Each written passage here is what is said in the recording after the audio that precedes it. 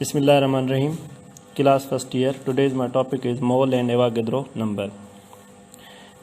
Mole basically a practical chemical unit for handling atoms and molecules. बेटा जैसे कि आपको पता है कि मोल किसे कहा जाता है, मोल है क्या। बेसिकली ये एक बेटा क्या है कि प्रैक्टिकल एक फंडामेंटल केमिकल यूनिट है जिसकी मदद से हम एटम्स या मॉलिक्यूल्स के क्या करते हैं, हैंडल किया जाता है। जैसे कि आपको पता है कि जो एटम्स या molecules are the so smallest particles of matter which can not. जैसे कि बेटा आपको पता है कि मोल्स जो है क्या है कि हम क्या करते हैं, जो हमारे पास एटम्स या मॉलिक्यूल्स हैं वो क्या हैं, बहुत स्मॉलेस्ट मीन्स कोई डायरेक्ट हम एटम्स को या मॉलिक्यूल्स को मेजर नहीं कर सकते।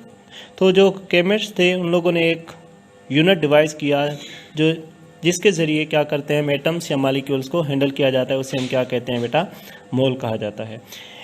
It is called mole and is abbreviated as mole.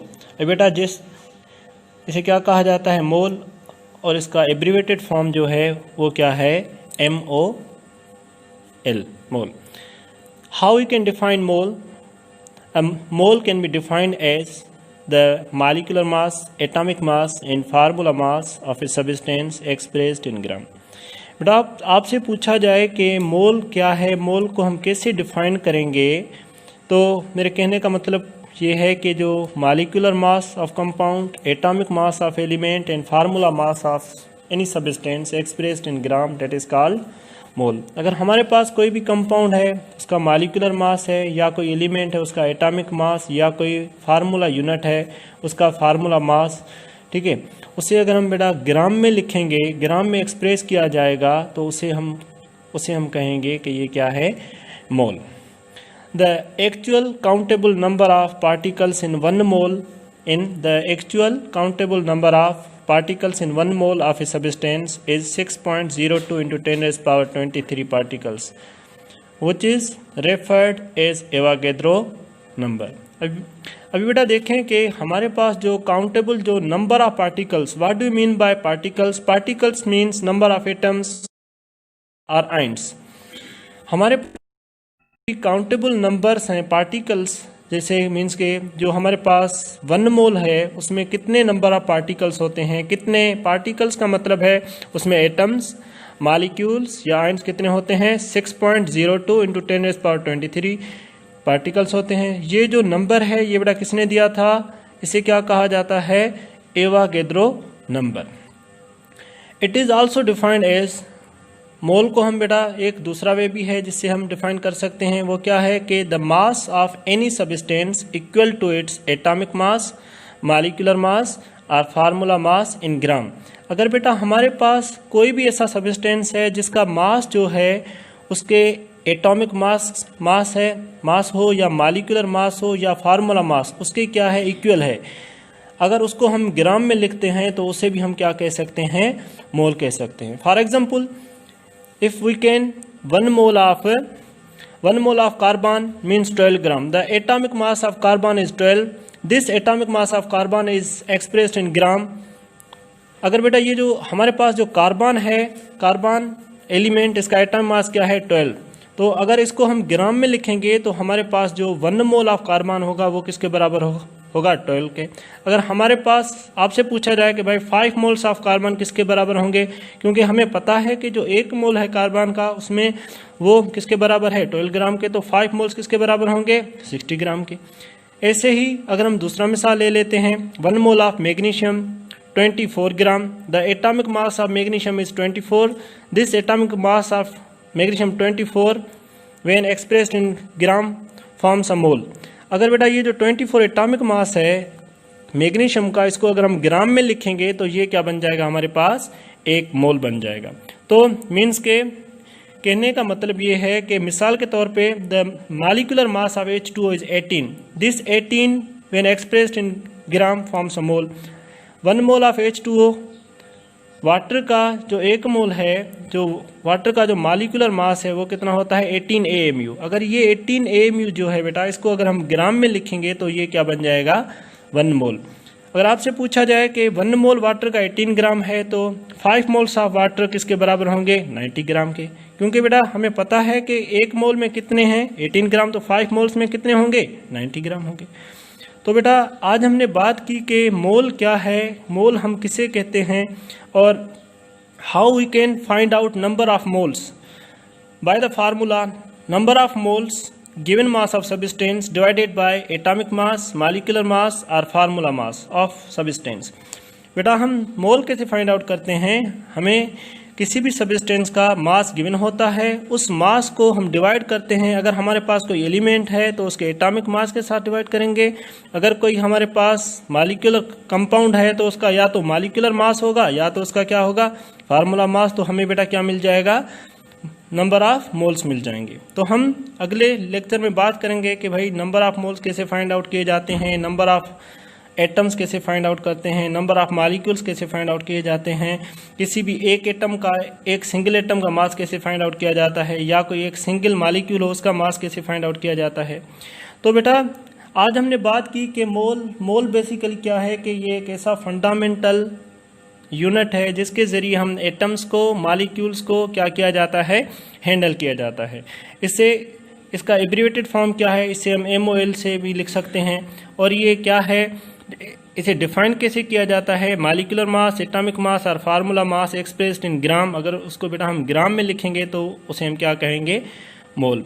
1 mole of any substance, किसी भी सब्सटेंस का जो 1 मोल होता है उसमें कितने पार्टिकल्स होते हैं? 6.02 × 10⁻23 पार्टिकल्स होते हैं। पार्टिकल्स मीन्स एटम्स हो गए आपके पास, मॉलिक्यूल्स हो गए आपके पास, या आयन्स हो गए। या हम इसे मोल को दूसरे वे से भी डिफाइन कर सकते हैं कि कोई भी किसी भी सब्सटेंस का जो मास हो वो इक्वल हो उसके एटॉमिक मास से, या मॉलिक्यूलर मास से, या फार्मूला मास से। अगर उसको हम एक्सप्रेस करें ग्राम में तो उसे भी क्या कहा जाता है? मोल कहा जाता है।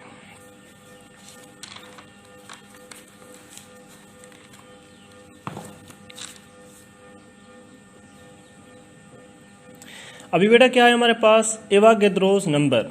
एवागेद्रोस क्या था? अमेडो एवागेद्रो ये एक साइंटिस्ट था जिसने एक कांस्टेंट नंबर दिया था, उसने उसको अपने ही नाम से उसको नाम दे दिया एवागेद्रोस नंबर, जिसे बेटा हम रिप्रेजेंट किया जाता है Na से।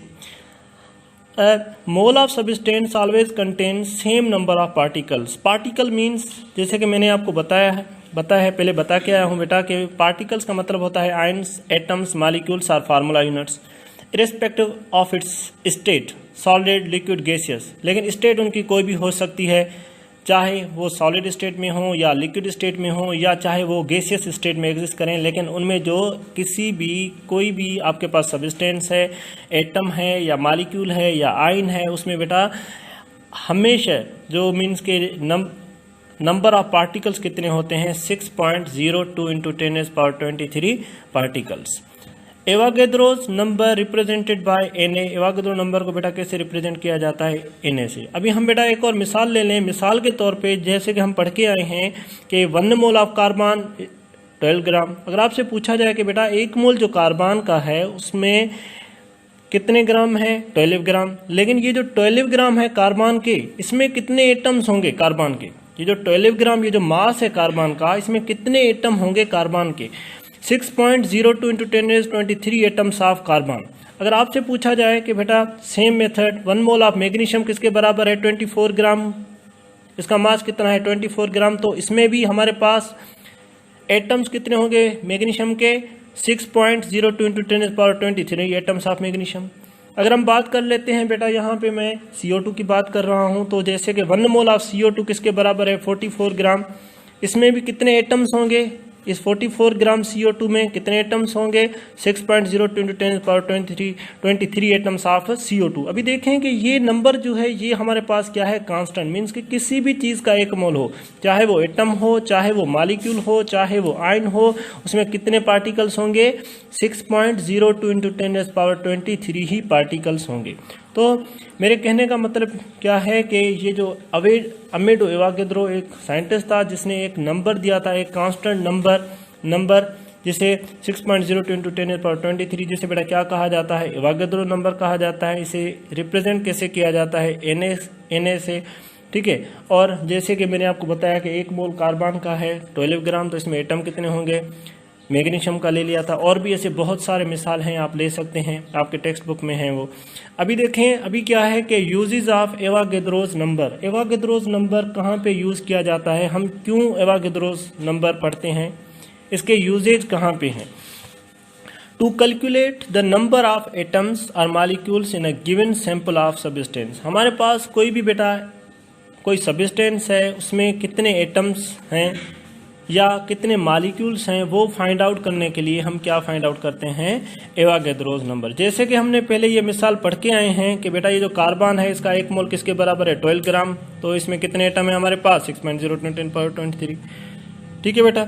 ऐसे ही number 2, to calculate the mass of single atoms और मॉलिक्यूल ऑफ एनी सब्सटेंस। अगर हमारे पास कोई भी किसी भी एक सिंगल एटम का मास कैलकुलेट करना हो या किसी भी एक सिंगल मॉलिक्यूल का मास कैलकुलेट करना हो, तो वहां पे भी बेटा यूज़ किया जाता है एवागेद्रोस नंबर।